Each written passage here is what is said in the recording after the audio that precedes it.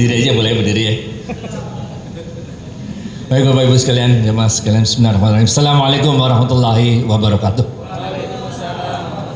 Alhamdulillahirabbil alamin. Allahumma shalli ala Muhammad wa ala ali Muhammad. Kita sebentaran aja Pak ya. Yang penting ilmunya nyampe, bener gak? Seperti biasa kita akan kasih banyak kuis, siap-siap jawab kuis ya. Yang bisa jawab kuis angkat tekan, apabila jawabannya benar, gocap. Oke. Jamaah sekalian Allah, dalam kitab Mukasyyafatul Qulub yang ditulis oleh Imam Ghazali diterangkan bahwa kita manusia punya dua hari raya. Yang pertama namanya hari raya Idul Fitri, yang kedua namanya hari raya Idul Adha. Tapi dalam kitab itu juga Imam Ghazali mengatakan malaikat juga punya dua hari raya. Yang pertama namanya malam Lailatul Qadar, yang kedua namanya malam nisfu Sya'ban. Dapat gocap. Ini hari rayanya malaikat. Kalau kita hari rayanya Idul Fitri sama Idul Adha. Tapi kalau malaikat hari rayanya Lailatul Qadar sama nisfu Sya'ban. Kenapa begitu? Karena di dalam dua malam tersebut itu malaikat yang ada di langit dikasih cuti sama Allah. Boleh jalan-jalan ke muka bumi. Itu nisfu Sya'ban, malaikat turun ke bumi, ngambilin catatan amal kita, dibawa ke Allah, laporin ke Allah. Begitu juga di Lailatul Qadar. Itu sebabnya disebutkan ini adalah dua hari rayanya malaikat. Itu. Dalam sebuah hadis diriwayatkan oleh Imam Ahmad, Rasulullah SAW mengatakan ketika malam itu Allah akan mengampuni semua kita. Disebut sebagai malam Lailatul Maghfirah. Diampuni semua kita kecuali jenis dua golongan orang. Oke. Yang pertama yang kagak diampunin orang-orang musyrik. Dan yang kedua yang kagak diampunin orang-orang yang saling bermusuhan.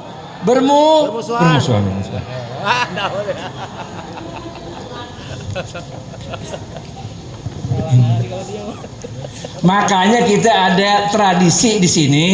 Itu kalau udah mendekati Ramadan pokoknya kita maafan dah kita gitu. Itu tradisinya di situ tuh. Karena supaya kita supaya kita gak termasuk ke dalam dua golongan orang yang merugi ini, yaitu orang-orang yang musyrik dan orang-orang yang saling bermusuhan. Dalam kitab Durratun Nasihin, kitab Durratun Nasihin disebutkan bulan Rajab itu bulan kita banyak istighfar. Benar ya? Ibu-ibu coba sekarang nih. Makanya kita diajarin doa Bu, bulan Rajab Bu. Rabbighfirli warhamni.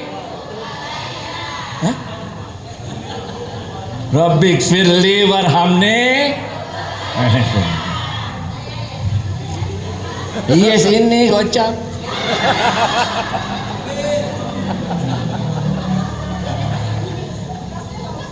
Nah, di bulan Rajab ini bulan-bulan kita banyakin istighfar. Rabbighfirli warhamni wa tub alayya, Rabbighfirli warhamni wa tub alayya, benar enggak? Lah kalau di dalam bulan Sya'ban, dalam kitab Durratun Nasihin disebutkan, ini doa kita yang bersihin hati. Yang masih ada sakit-sakit hati, yang ngiri-ngiri, yang dendam-dendam, udah ilangin aja. Dalam ilmu tasawuf disebutkan obatnya aus minum, obatnya sakit hati maafin. Udah maafin aja udah deh, bersihin hati, bersihin. Oke. Ibnu Athaillah. Oke, sekarang kita dapat ilmu sedikit nih. Ibnu Athaillah mengatakan ada tingkatan-tingkatan kesabaran. Ada 4 tingkat kesabaran ketika kita dizolimi sama orang. Nah ini, oke. Emang nggak gampang, maafin tuh nggak gampang, karena itu tingkat 3. Benar kan? Ibnu Athaillah mengatakan ada 4 tingkatan kesabaran ketika kita dizolimi oleh orang. Tingkat yang pertama kata Ibnu Athaillah, ketika kita dizolimi orang, kita nggak bales, tapi masih marah, masih gerundel, kita nggak bales. Tapi kita doa sama Allah minta keadilannya Allah. Ini Kita nggak doa minta keburukan buat dia, enggak. Kita nggak bilang laknatullah, enggak. Kita nggak doa minta keburukan buat dia, enggak. Tapi kita doa ngadu sama Allah, minta keadilannya Allah. Kita udah dizolimin, hati masih panas, masih marah, tapi kita nggak balas. Kita doa minta keadilannya Allah. Ini sabar tingkat pertama. Oke? Sabar tingkat kedua menurut Ibnu Athaillah adalah ketika kita dizolimi orang, kita berusaha sekuat tenaga kita menahan amarah kita. Ini. Kalau yang pertama tadi masih bergejolak, tapi kita gagal balas, doa sama Allah. Wahai Allah, aku mohon keadilanmu Allah, gitu. Kalau yang kedua, kita tahan. Astagfirullahaladzim, a'udzubillahi minasyaitonir rajim, tahan. Rasulullah SAW bersabda, kalau engkau marah lagi berdiri, duduk. Kalau masih marah juga baring, benar gak? Masih marah juga lu wudhu lah, sholat berkat. Ini maaf tingkat kedua, wal afa anin nas. Salah. Yang tingkat dua itu adalah kita menahan diri sekuat tenaga untuk nggak marah. Rasulullah SAW bersabda, orang yang kuat itu bukanlah orang yang jagoan berantem, tapi orang yang kuat itu adalah orang yang dapat menahan.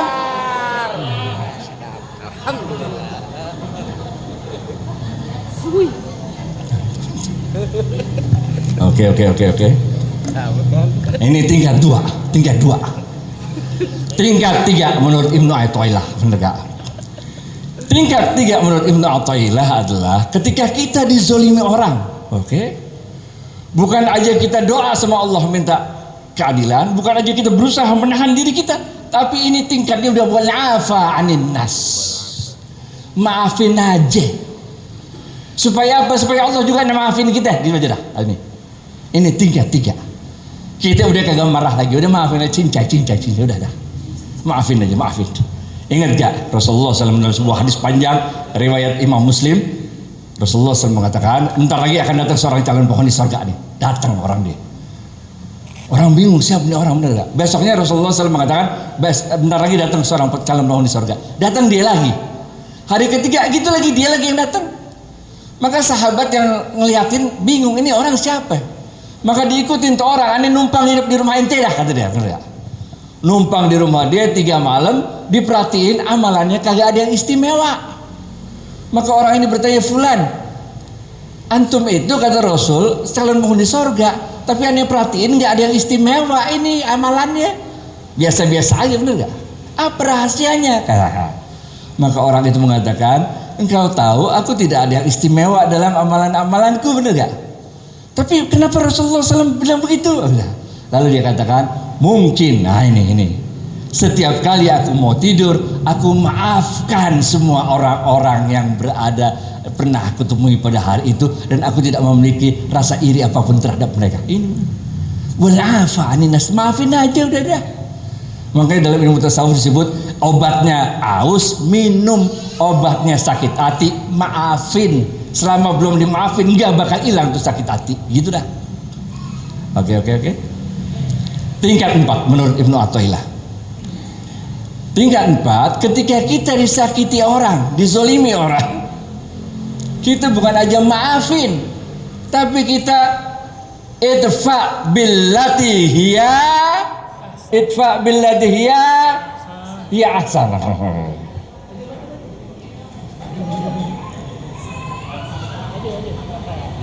Masya Allah. Kita balas pakai kebaikan. Nah ini men, idfa billati hiya ahsan. Orang zolim sama kita, bukan aja kita maafin, kita balas dengan kebaikan. Maka kalian nanti akan terkejut, kata Allah, bagaimana orang yang tadinya saling bermusuhan menjadi akrab satu sama lain karena idfa billati hiya ahsan ini.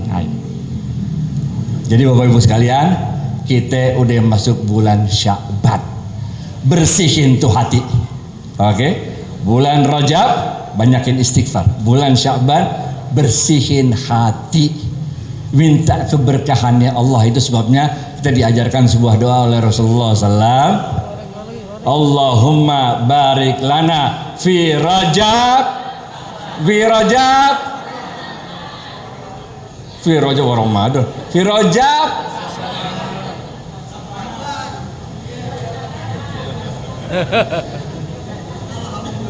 Masyaallah. Fi Rajab wa Sya'ban wa baligna Ramadan. Oke. Banyakin Rasulullah SAW itu mengatakan, beliau Aisyah radhiyallahu anha mengatakan Rasulullah SAW tidak pernah sholat puasa sunnah sebanyak puasa sunnah di bulan Sya'ban, nggak pernah. Jadi ini adalah bulan kita banyakin. Udahlah kita bersihin hati supaya kita dibantu lebih mudah untuk bersihin hati, banyakin puasa. Banyakin puasa dah. Ente mau Senin Kamis hajar dah, mau Daud hajar dah, mau Yaumul Bid hajar dah. Banyakin puasa. Supaya apa? Supaya ini hati jadi jernih. Ini adalah juga bulan ketika kita banyakin sholawat. Karena di bulan ini turun ayat yang berbunyi, Innallaha wa malaikatahu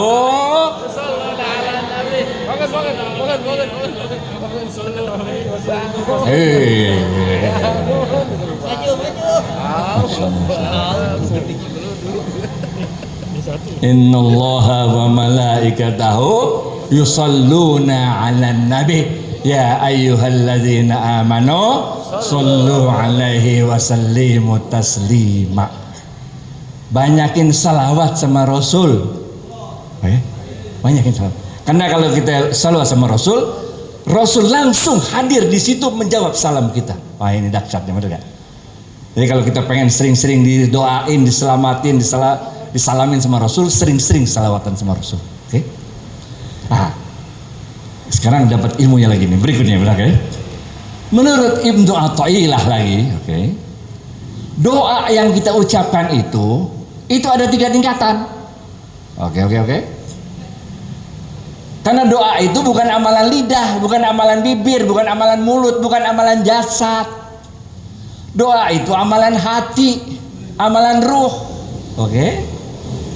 Oleh karena itu, karena kita dengarkan Allah berfirman dalam Al-Qur'an, "Ud'uni astajib lakum", ya kan? Berdoalah padaku, niscaya akan aku kabulkan. Benar? Nah, karena ud'uni astajib lakum itu, doa itu adalah amalan ruh, amalan hati, maka Ibnu Athaillah menjabarkannya 3 tingkatan doa. Okay? Tingkatan doa yang paling rendah yang disebut sebagai lisanul maqal, yaitu doa yang bisa dirangkai pakai kata-kata. Apakah kata-katanya kita ngutip dari Quran, apa kata-katanya kita ambil dari hadis, atau kita ngarang sendiri, atau dari mana, terserah. Tapi selama doa itu bisa kita rangkai pakai kata-kata, itu namanya lisanul maqal. Bagus nih, keren, bagus. Tapi itu baru doa tingkat paling rendah. Rabbana atina fid dunya hasanah, Rabbi firli wali walidayya, dan sebagainya. Selama masih bisa kita rangkai pakai kata-kata, dia masuknya pada lisanul maqal. Doa yang bisa dirangkai pakai kata-kata. Doa tingkat 2 adalah doa ketika kita tidak mampu lagi merangkai dengan kata-kata. Pernah gak ngerasain? Ente mengalami suatu kesulitan hidup yang sedemikian rupa, udah nggak tahu mau ngomong apa, yang keluar cuma Allah, tolong Allah, la ilaha illallah, astagfirullah, la haula wala quwata illa billah, gitu aja. Yang keluar cuma pujian-pujian kepada Allah, nggak ada yang keluar kecuali astagfirullah, subhanallah, Allahu akbar, gitu aja. Kita udah nggak mampu lagi merumuskan kata-kata, nggak mampu. Mau ambil doa ini rasa nggak pas, mau ambil doa ini masih kurang pas gitu. Ini doa yang namanya lisanul hal. Ini disebut sebagai doa jeritan hati, doa jeritan ruh. Nah, ini. Kita udah nggak bisa lagi, udah mikir mau merangkai kata-kata, udah nggak bisa lagi. Yang keluar cuma Allahu akbar, la ilaha illallah, astagfirullah, la haula wala, gitu aja yang keluar. Ini doa tingkat 2. Oke? Doa tingkat 1 tadi juga ada tingkatannya juga. Kalau mau, kita sampai jam berapa ya? 7.15 aja ya, 7.15 aja ya. Di sini Isa jam berapa ya? Sini agak lama berarti Isanya nih. Nah, yang itu, yang lisanul maqal tadi, yang pakai kata-kata, itu bisa dibagi lagi. Ini adanya di kitab Al-Mustadraf. Al-Mustadraf ini menceritakan tentang Abu Nawas. Abu Nawas adalah seorang ahli tasawuf, tapi dia cara dakwahnya unik. Suatu saat Abu Nawas naksir sama cewek. Ceweknya solehah, cantik, kaya, anak orang baik. Komplit dah, bener gak? Maka Abu Nawas doa, wahai Allah, seandainya wanita itu baik untukku, baik untuk agamaku, baik untuk masa depanku, baik untuk apa satu lagi? Itu bener gak? Maka Allah bukakanlah hatinya untukku, mudahkan jalanku untuknya. Tapi Allah, kalau seandainya wanita itu tidak baik untukku, untuk agamaku, untuk masa depanku, untuk keluargaku, maka Allah tolong pertimbangkan sekali lagi. Ini doanya Abu Nawas. Karena dia udah naksir banget. Udah naksir bener lah, udah pokoknya yang kenal, bener gak? Maka kalau emang cocok buat aku ya Allah, ya dia aja ya. Kalau nggak cocok ya tolong pertimbangkan lagi lah Allah supaya cocok ini. Berbulan-bulan Abu Nawas doa gitu kagak dikabulin Allah. Maka Allah Abu Nawas ganti doanya. Ini level 2. Apa Abu Nawas doanya? Wahai Allah, berikanlah kepadaku istri terbaik dari sisimu. Doa lagi berbulan-bulan kagak dikabulin Allah. Maka Allah Abu Nawas ganti lagi doanya. Apa Abu Nawas bilang? Wahai Allah, ibuku telah tua renta. Izinkan aku untuk membahagiakan ibuku, berbakti pada ibuku dengan memberikan menantu untuk ibuku. Bukan untuk dia sendiri sekarang doanya, tapi doanya untuk kebaikan ibunya. Abu Nawas baca doanya, dikabulkan oleh Allah. Ini ada 1, 2, 3, semuanya masuk karena masih bisa dirangkai pakai kata-kata. Semuanya masuk, namanya lisanul maqal. Sedangkan kalau lisanul hal itu kita udah nggak bisa ngerumusin lagi pakai kata-kata, nggak bisa, nggak tahu mau ngomong apa lagi, nggak tahu. Oke? Dan yang tingkat ketiga, doa tingkat ketiga, namanya lisanul isti'adat. Ini lain lagi. Ini ketika kita doa, kita nggak punya kehendak apa-apa lagi tentang dunia, nggak punya. Kita doa itu bukan karena kita minta Allah kita mau kasih kaya, mau punya keluarga yang begini begitu, enggak. Kita doa karena kita kangen, karena kita rindu sama Allah. Ini namanya lisanul isti'adat. Kita redo aja apa juga yang Allah timpakan pada diri kita, redo aja kita. Dalam sebuah kisah dalam kitab-kitab tasawuf diceritakan, waktu itu Allah manggil Jibril. Bril, sini Bril, katanya. Datang. Coba Bril, ente jalan-jalan sonono ke Lauhul Mahfuz. Tengokin dah. Ada daftar calon penghuni sorga sama daftar calon salah, ntar dulu. Bril, sini Bril, kata Allah, bener gak? Coba ente jalan-jalan ke dunia, kata Allah. Tengokin tuh kelakuan anak cucu Adam, kata Allah, bener gak? Udah, Jibril turun ke dunia dah. Tengokin kelakuan anak cucu Adam, macam-macam dah model kayak kita, gimana dah? Kalau lagi rame-rame main teh soleh-soleh, bener gak? Giliran ente lagi sendiri-sendiri kagak jelas, bener gak? Tapi Jibril takjub dengan satu orang laki-laki, yang laki-laki ini selalu redho atas apapun yang Allah timpakan untuk dirinya. Apa juga yang Allah timpakan untuk dirinya, dia selalu bilang alhamdulillah. Apa juga yang kejadian alhamdulillah. Segala macam musibah terjadi pada dirinya, dia bilang alhamdulillah. Ini asal usulnya alhamdulillah ala kulli hal itu di sini. Alhamdulillah aja. Maka Jibril balik ke Allah, lapor, wahai Allah, itu ada seorang hambamu yang luar biasa, redho banget jadi orang. Apa juga yang kejadian yang engkau timpakan pada dirinya, dia selalu bilang alhamdulillah. Maka Allah mengatakan pada Jibril, coba Jibril, ente jalan-jalan sonono ke Lauhul Mahfuz dah, tengokin. Ada daftar calon penghuni sorga, ada daftar calon penghuni neraka, tengokin dah. Maka Jibril jalan-jalan ke Lauhul Mahfuz. Jibril buka daftar calon penghuni sorga, dicari nama tuh orang kagak ketemu. Jibril kaget, buka daftar calon penghuni neraka, orang itu ada di dalam daftar calon penghuni neraka. Jibril balik lagi ke Allah, Allah izinkan aku untuk turun lagi ke bumi. Mau ngapain, kata Allah? Aku mau memberitahu orang itu agar dia berdoa padamu. Ini nih, ud'uni astajib lakum. Agar dia berdoa padamu, meminta husnul khotimah. Ini makanya kita kalau di masjid itu suara ya Allah biha, ya Allah biha, ya Allah bi husnil khotimah, ya Allah biha, ya Allah biha, Ya Allah bi husnil khatimah. Bener gak? Karena bisa jadi kita jadi orang baik seumur-umur, bener gak? Di ujung umur kepleset suul khotimah, bener gak? Bisa jadi juga kita jadi orang seumur-umur orang brengsek, di ujung kita dapat hidayah husnul khotimah, bener gak? Maka Allah bilang oke. Maka Jibril turun, ketemu lagi sama tuh orang dalam wujud manusia. Assalamualaikum fulan. Waalaikumsalam. Fulan, ente doa sama Allah. Doa apa kata dia? Doa minta husnul khotimah kata Jibril. Kenapa anda harus doa minta husnul khotimah?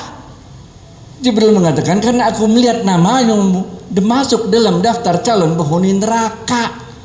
Minta husnul khotimah sama Allah kata Jibril. Orang itu ketika diberitahu Jibril demikian, apa yang beliau katakan? Beliau katakan alhamdulillah. Allah selalu memberikan yang terbaik untuk diriku, dan kalau Allah menempatkan tempat terbaik untuk diriku di akhirat kelak di neraka, alhamdulillah. Dahsyat gak? Jibril balik lagi ke Allah, lapor, Allah itu hambamu emang luar biasa dah.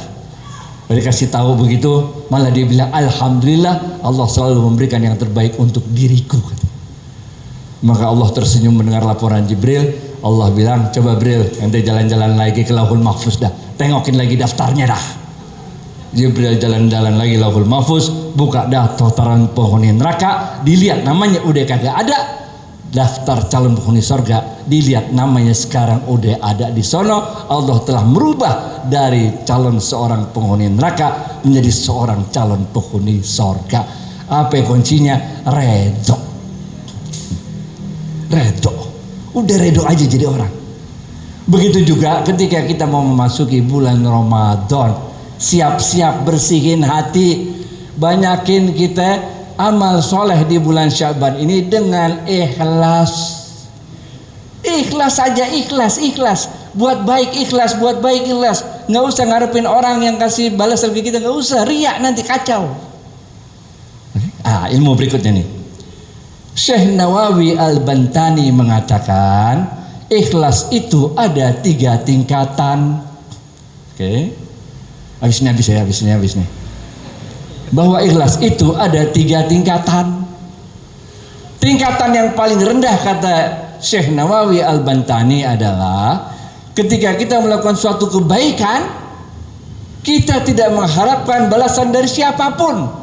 Kita hanya mengharapkan balasannya dari Allah, dan kita mengharapkan Allah balasnya sekarang di dunia. Ini adalah ikhlas paling rendah. Kita mengharapkan Allah balasnya sekarang di dunia. Ente sholat duha, ente mengharapkan agar Allah memberikan rezeki di dunia. Iya benar ya. Ente sholat tahajud, ente mengharapkan maqam mahmuda, Allah akan angkat derajat kita di dunia. Benar ya. Ente sodakoh, ente mengharapkan agar Allah membalas dengan rezeki yang lebih banyak. Benar ya. Itu boleh. Tapi itu ikhlas tingkat paling rendah. Yaitu kita mengharapkan Allah balasnya sekarang di dunia. Oke. Tingkat ikhlas yang kedua menurut Syekh Nawawi Al-Bantani adalah ketika kita melakukan suatu kebaikan, kita tidak mengharapkan Allah balasnya sekarang di dunia, tapi kita mengharapkan Allah balasnya nanti di akhirat. Ini kita maafin orang, apa yang kita harapkan supaya Allah nanti di akhirat maafin kita. Ngerti gak? Kita sembelih hewan kurban, buat apa? Buat entar di akhirat udah kagak ada kendaraan, kita naikin hewan kurban tersebut.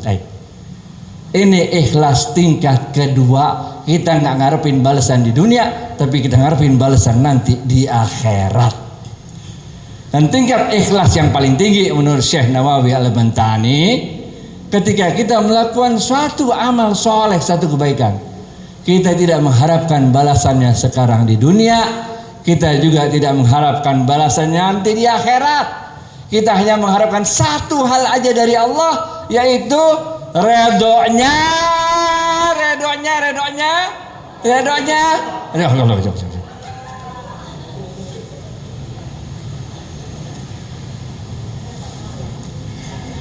Pokoknya kalau Allah udah redho selesai men. Dunia dapat, akhirat dapat.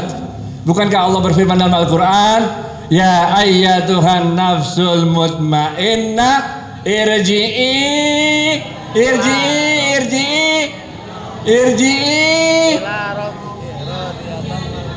Baca.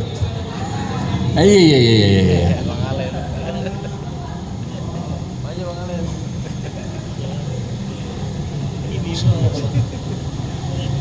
Udah pokoknya redo aja dah, redo jalanin hidup.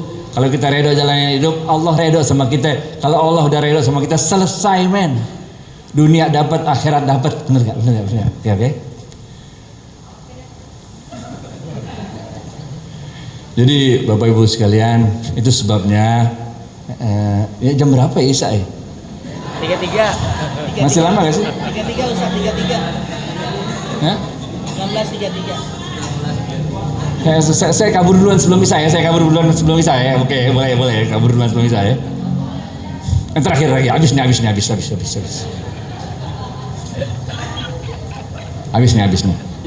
Itu sebabnya Imam Junaid Al-Baghdadi mengatakan, ini terakhir habis beneran.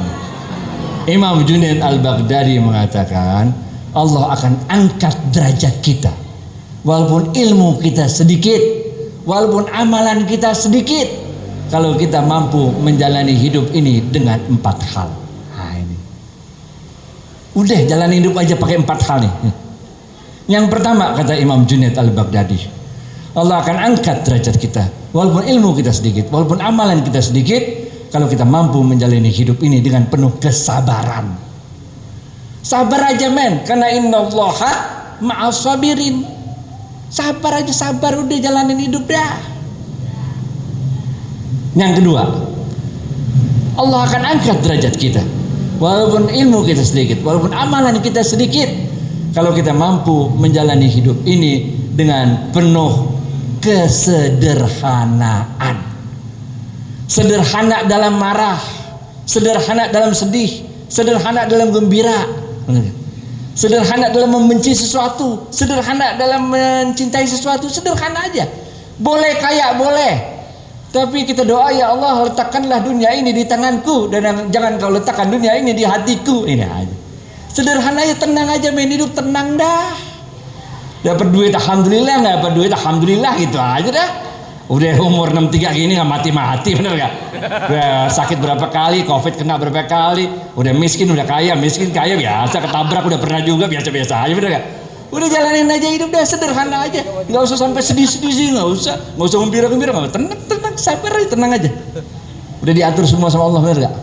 Yang ketiga kata Imam Junaid Al-Baghdadi, Allah akan angkat derajat kita walaupun ilmu kita sedikit, walaupun amalan kita sedikit, kalau kita mampu menjalani hidup ini dengan penuh kemurah hatian.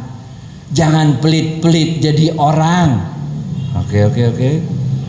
Allah nggak pernah pelit sama kita, benar gak? Bukankah ibu? Bukankah Allah berfirman dalam Al-Quran, Fabi ayyi ala'i,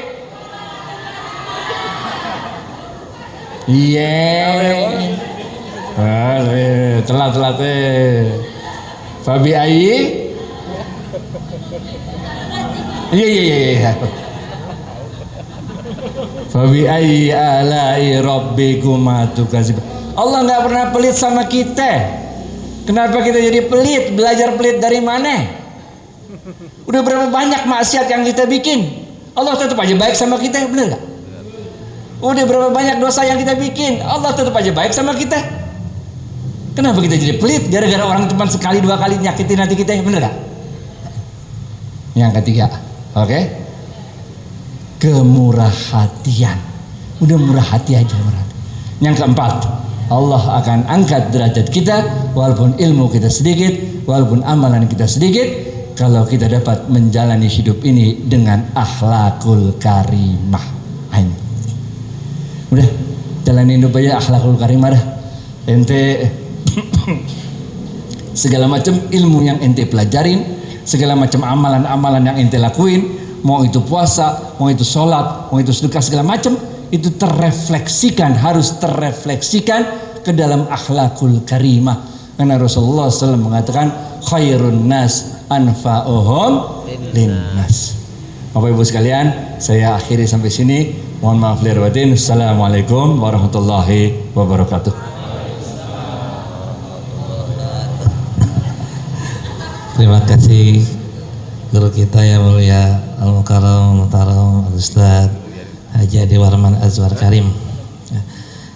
Dan dengan apa yang beliau sampaikan, ya secara alhamdulillah yang beliau sampaikan itu ini sebenarnya memang nggak jauh dari keseharian kita, seharian kita ya kan, nggak ada sesuatu ininya ya yang beliau sampaikan itu, walaupun dengan kalamnya Ibnu Atali atau Imam Al-Baghdadi, Imam Junaid Al-Baghdadi, siapa lagi Imam An-Nawawi Al-Bantani, itu memang semua yang sehari-harian kita jalanin gitu.